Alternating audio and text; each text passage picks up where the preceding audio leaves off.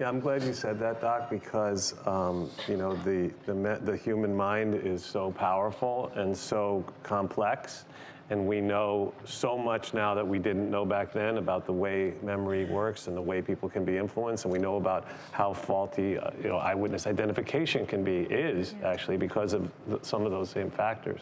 And you know, but then when you look at it too, the state of Oklahoma is a terrible place to be a woman. And I say that in terms of the criminal justice system, where they lock up more women per capita than almost any place else in the world, twice as many as the United States per capita, as the rest of the United States. And the United States locks women up at 30, we have 33% of the world's female prison population, only 4% of the world's population. What are we doing, right? And so my point being that if Oklahoma thought there was any possibility to keep Michelle in prison, they would have done it.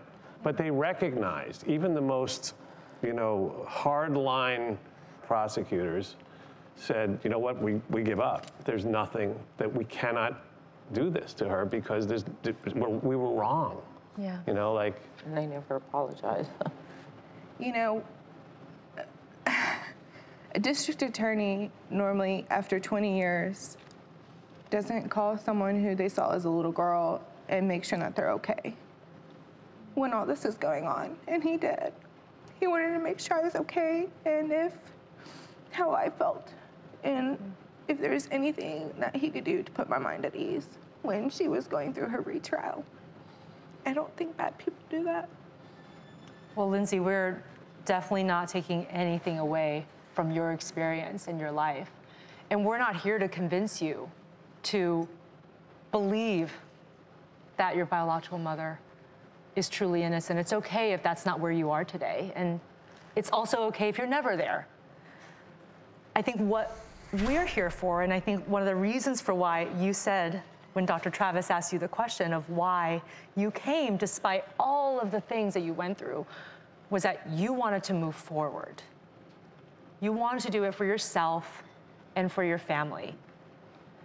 So my question to you is, what will it take for you to move forward? Even if you hold the belief that she might be guilty, what is it for you that will help? I don't honestly know. It's something I have to work at, and something that I just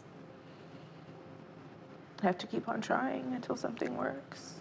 What if we treated today as a new start? Because I know that the last number of decades have been traumatic for the two of you in ways that no one can imagine.